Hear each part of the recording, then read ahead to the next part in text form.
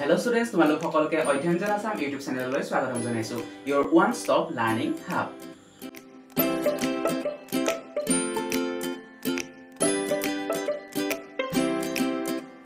Students, আগৰ ভিডিওটোত মই ইংৰাজী গ্ৰামাৰৰ আৰ্টিকলৰ ওপৰত সম্পূৰ্ণকৈ বুজাই থৈছো। সেই ভিডিওটো যদি তোমালোকে চোৱা নাই দেন সেই ভিডিওটো চাই লবা। সেই ভিডিওটোৰ লিংক এই ভিডিওটোৰ ডেসক্ৰিপচন বক্সতে পাবা অথবা ওপৰত যেটো আই বাটন দেখিছা সেই আই বাটনটোত ক্লিক কৰিও তোমালোকে সেই ভিডিওটো চাব পাৰিবা। আজি আমি পঢ়িম এই শব্দটোৰ বিষয়ে। এই শব্দটোক আমি দা বুলি উচ্চাৰণ কৰিম নে দি বুলি উচ্চাৰণ কৰিম। এইটো নিশ্চয় তোমালোকৰো কনফিউজন হয়। কোনটো আসলতে শুদ্ধ উচ্চাৰণ, দাটো নে দিটো। তো আজি আমি ইয়াৰ বিষয়ে কথা পাতিম। কিন্তু তাৰ আগতে এই চেনেলটো তোমালোকে সাবস্ক্ৰাইব কৰি লোৱা আৰু কাষতে যেটো বেল আইকন দেখিছা সেই বেল আইকনটো অন কৰি দিয়া। তেতিয়া মই আপলোড কৰা প্ৰত্যেকটো ভিডিও নটিফিকেশন তোমালোকে পাবা আৰু প্ৰথম সেই ভিডিওবোৰ চাব পাৰিবা। কিয়নো মই এই চেনেলটোত তোমালোকৰ ক্লাস 5 ৰ পৰা ক্লাস 10 লৈকে সকলোবোৰ লেসনৰ Assamese explanation plus question answer with PDF provide কৰো। সো চেনেলটো সাবস্ক্ৰাইব কৰি লোৱা আৰু এই ভিডিওটো এটা লাইক কৰি দিয়া, তোমাৰ বেষ্ট ফ্ৰেণ্ডৰ লগত এই ভিডিওটো শেয়াৰ কৰি দিয়া। তো বেছি সময় নষ্ট নকৰি আহা ভিডিওটো আৰম্ভ কৰো। তো স্টুডেন্টস, আজি আমি এই শব্দটোৰ শুদ্ধ উচ্চাৰণ বিচাৰিবলৈ ট্ৰাই কৰিম। এই শব্দটোক আমি দি বুলি কম নে দা বুলি কম। ইয়াৰ শুদ্ধ প্ৰনাউন্সিয়েচন কোনটো হ'ব, দাটো শুদ্ধ নে দিটো শুদ্ধ। যদি তোমালোকে মোৰ আগৰ ভিডিওটো চাইছা অথবা আৰ্টিকলৰ ওপৰত অলপ হলেও তোমালোকৰ জ্ঞান আছে তেন্তে এ আৰু এনৰ ব্যৱহাৰ তোমালোকে জানা। এ আমি কেতিয়া ব্যৱহাৰ কৰো আৰু এন আমি কেতিয়া ব্যৱহাৰ কৰো।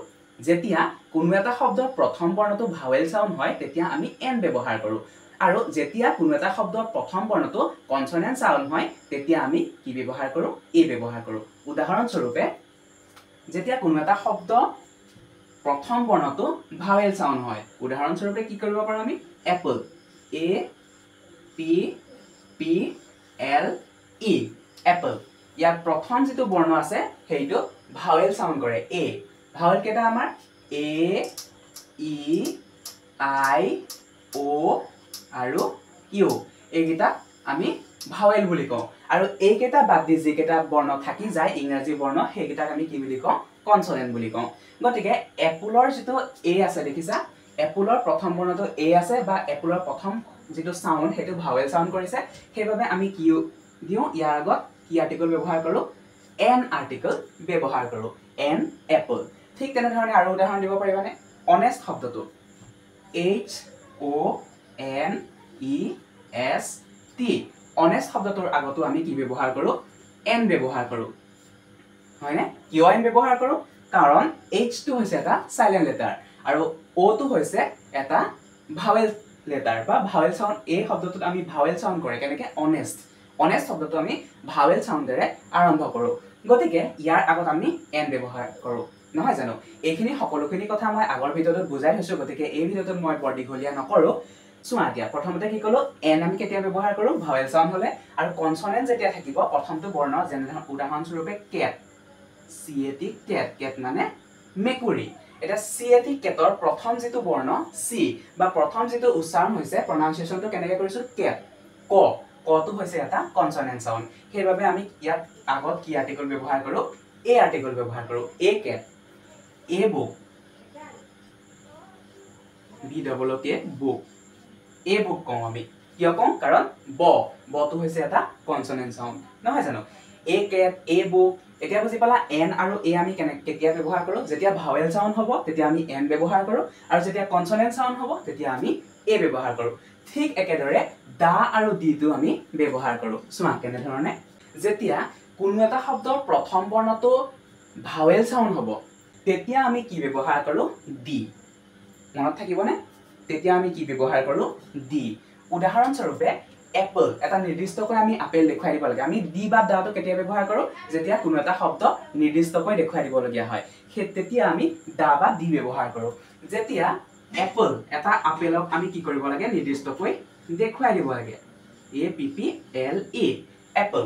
হয়নে। এতিয়া এপলৰ যেটো প্ৰথম বৰ্ণ সেইটো হৈছে ভাৱেল আৰু এপলটো আমাৰ কেনে ধৰণৰ সাউন্ড হয়, ভাৱেল সাউন্ড হয়।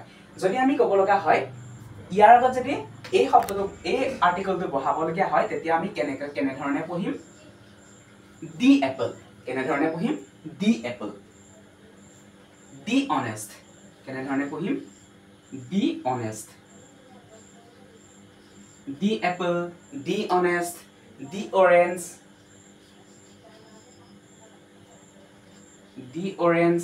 নহয় জানো এই সকলোবোৰ শব্দ এটা এটা ভাৱেল উচ্চাৰণে আৰম্ভ হৈছে সেইবাবে আমি ভাৱেল উচ্চাৰণ হোৱা বা ভাৱেল প্ৰনাউন্সিয়েচন ভাৱেল সাউন্ড থকা শব্দটোৰ আগত আমি যেতিয়া এই আৰ্টিকলটো ব্যৱহাৰ কৰিবলগীয়া হয় তেতিয়া আমি কেনে ধৰণে পঢ়িম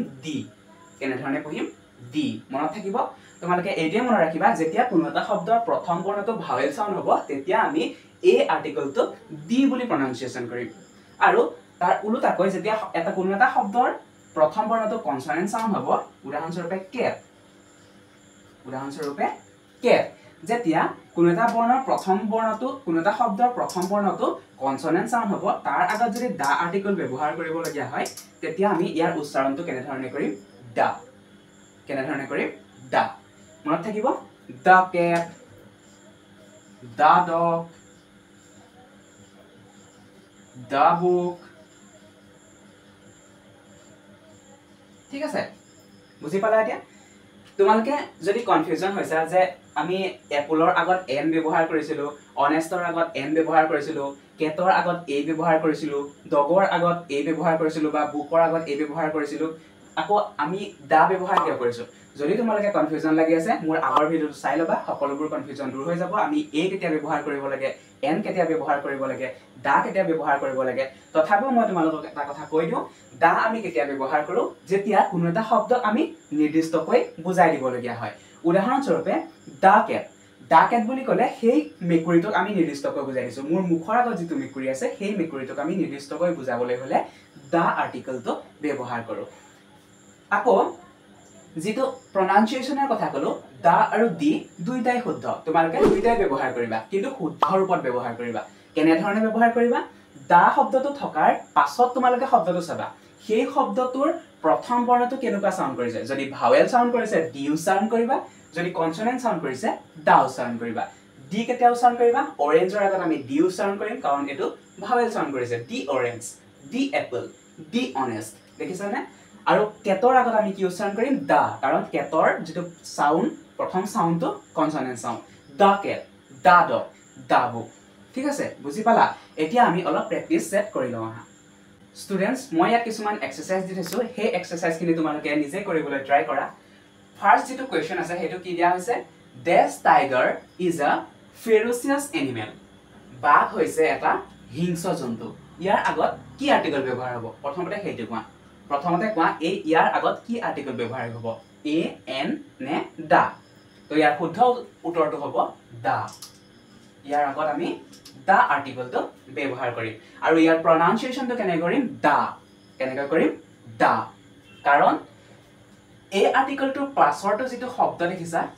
ইয়াৰ যেটো প্ৰথম বৰ্ণ বা ইয়াৰ যেটো সাউন্ড সেই সাউন্ড কেনেকুৱা হৈছে কনসনেন্ট সাউন্ড হৈছে টি বা তটো হৈছে এটা কনসনেন্ট সাউন্ড সেইবাবে ইয়াৰ আগৰ যেটো আৰ্টিকল দা হেতুৰ প্ৰনাউন্সিয়েচন আমি কেনে ধৰণে কৰিম দা The tiger is a ferocious animal ঠিক আছে নেক্সট চোৱা the sun rises in the east ইয়াতো একে ধৰণে দাই ব্যৱহাৰ হ'ব আৰু ইয়াৰ উচ্চাৰণটো আমি দা বুলি কওঁ কাৰণ ইয়াৰ যেটো শব্দ আছে এই আৰ্টিকলটোৰ পাছৰ যেটো শব্দ আছে ইয়াৰ প্ৰথম বৰ্ণটো বা সাউন্ডটো কনসনেন্ট সাউন্ড হৈছে সান মানে বেলি দা সান বুলি কম আমি দি সান বুলি নকওঁ কিয় নকওঁ কাৰণ এটো হৈছে এটা কনসনেন্ট সাউন্ড শুদ্ধ উচ্চাৰণটো কেনে ধৰণে হ'ব the sun rises in the east ঠিক আছে নেক্সট যেটো দেখিছা এইটো কেনে ধৰণে হ'ব এটো একে ধৰণে আৰ্টিকল দাই হ'ব বা দি হ'ব ইয়াৰ শুদ্ধ উচ্চাৰণ কি হ'ব দি হ'ব কাৰণ যেটো পাছৰ শব্দ দেখিছা ইয়াৰ সাউন্ডটো প্ৰথম বৰ্ণটো বা সাউন্ডটো ভাৱেল সাউন্ড হৈছে কিয় iron A E I O U একেটা ভাৱেল আছিল iron is the most useful of all metals ইয়াৰ যেটো আগত আৰ্টিকল ব্যৱহাৰ হৈছে সেই আৰ্টিকলটো আমি কেনে ধৰণে প্ৰনাউন্সিয়েচন কৰিম দি আইৰন আমি দা আইৰন বুলি নকওঁ দি iron is the most useful of all metals ঠিক আছে তো এইটোৱে আছিল আজিৰ ভিডিওটো যদি ভিডিওটো ভাল লাগিলে তেন্তে এটা লাইক কৰি দিয়া এই ভিডিওটো তোমাৰ বেষ্টফ্ৰেণ্ডৰ লগত শ্বেয়াৰ কৰি দিয়া লগতে এই চেনেলটো সাবস্ক্ৰাইব কৰা আৰু কাষতে যেটো বেল আইকন আছে সেই বেল আইকনটো অন কৰি দিয়া আজিলৈ ইমানেই থ্যাংক ইউ